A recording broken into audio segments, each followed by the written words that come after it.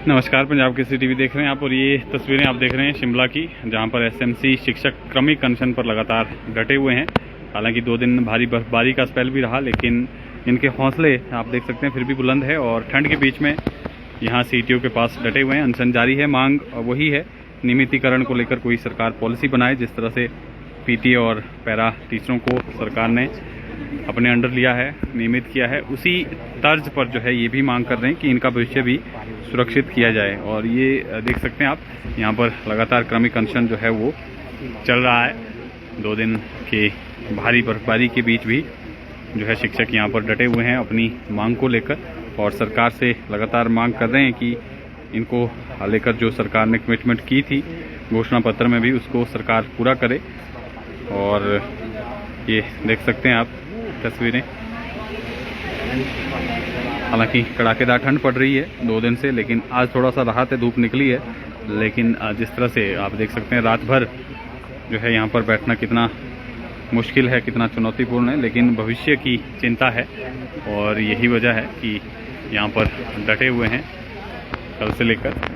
ये देखो नारा भी आप देख रहे हैं, एक ही मांग एक ही नारा, नियमितीकरण हक हमारा। तो ये डिमांड जो है लगातार ये यहाँ पर कर रहे हैं।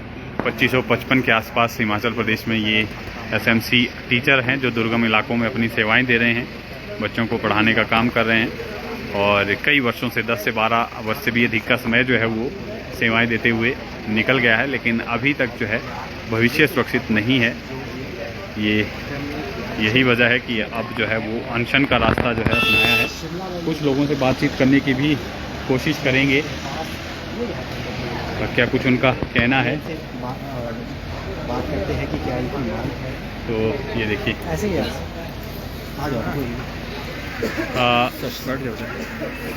जी, आप डटे हुए हैं पिछले 4-5 दिनों से, आप लगातार क्रमिक अनशन पर है। 7वां दिन आज क्रमिक अनशन का है। 2 दिन काफ़ी बर्फबारी भी हुई, ठंड का सामना भी करना पड़ा। कोई बातचीत हुई, कोई आया सरकार की तरफ से, क्या कुछ अभी चल रहा है? सर, सबसे पहले तो मैं मीडिया कर्मी का बहुत बहुत धन्यवाद करता हूं कि आप लोग हमारी इस बर्फबारी के मौसम में भी क्या परिस्थिति है उस सब चीज़ों को कवर कर रहे हैं। लेकिन विडम्बना इस बात की है कि सरकार की तरफ से अब तक कोई भी व्यक्ति, कोई भी नुमाइंदा नहीं आया है जो हमारी वेदना को समझ सके, हमारी पीड़ा को समझ सके। इसी बात का सबसे बड़ा तो मैं दुख हो रहा है। तो क्या लग रहा है सरकार गंभीर नहीं है? क्योंकि जिस तरह से पीटी और पैरा रेगुलर किए गए हैं, आपको लेकर क्यों गंभीर नहीं है? क्या लग रहा है कहाँ जो है वो पेच फंसा हुआ है? क्यों सरकार जो है गंभीरता नहीं दिखा रही? यही बात हमें भी समझ नहीं आ रही है कि आखिरकार ऐसा कौन सा पेच है जो जिसका कोई सॉर्ट आउट ही नहीं हो पा रहा है। जब दूसरे आज से पहले आपको हमने कई बार बताया कि अनेकों भर्तियां शिक्षा विभाग में इस तरह से हो चुकी है, लेकिन एक एसएमसी एक ऐसा वर्ग क्यों है जो आज तक भी 12 वर्षों का जो एक लंबा वनवास है उसका आदमी वो सामना कर रहा है। जबकि पांडवों को भी 11 वर्ष का वनवास मिला था, अज्ञातवास की अवधि उनकी भी पूरी हो गई थी, लेकिन हमें पता नहीं कितने समय तक का वनवास झेलना पड़ेगा।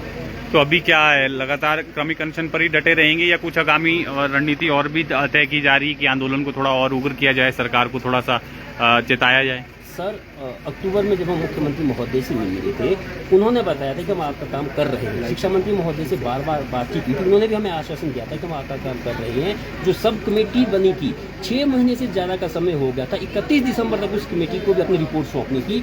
समझ हमें ये नहीं आ रहा है कि आखिरकार वो मीटिंग करने में भी वो क्यों आनाकानी करें, क्यों वो मीटिंग तक नहीं हो पाई। एक और वो सरकार ये कहती है कि हमारे पास बजट की कमी है, तो दूसरी ओर एक जो ये गेस्ट पॉलिसी निकाली, गेस्ट टीचर की पॉलिसी निकाली, उनको 30,000 तक का वेतन देने की बात कर रहे हैं। लेकिन हम लोगों को 12 वर्षों का इतना लंबा समय होने के बावजूद भी हमें हमारे लिए आज भी 10 से 12,000 या 15,000 के आसपास का जो वेतन मिल रहा है वो दिया जा रहा है। क्या सरकार नहीं समझ पा रही है कि हमारी जो पीढ़ी है वो तो बर्बाद हो ही गई है? क्योंकि लगभग 45 से 50 साल के आसपास हर जो अध्यापक है एसएमसी के तहत लगाए उसकी आयु हो चुकी है और हमारे तो जो आने वाले बच्चे हैं वो भी काफ़ी प्रभावित हो रहे हैं। सर, यही तो हमें समझ नहीं आ रहा है कि आखिर सरकार क्यों नहीं हमारी तरफ ध्यान दे रही है। कोई और रास्ता अपनाने की सोच रहे हैं अनशन के अलावा? जरूर सर, जरूर, इस पर हम बहुत जल्दी ही निर्णय लेंगे, आपको बताया जाएगा। लेकिन फिलहाल सरकार के ध्यान में हम यही बताना चाहते हैं कि हमने यहाँ पर आने का मन नहीं बनाया था, लेकिन मजबूरी में हमें यहाँ आना पड़ा है। और जब अब यहाँ हम बैठ ही गए हैं, अब हम यहाँ से उठने वाले नहीं, हम यहाँ से निकलने वाले नहीं हैं। जी, तो ये साफ तौर पर कह रहे हैं कि फिलहाल यहाँ पर डटे रहेंगे और सरकार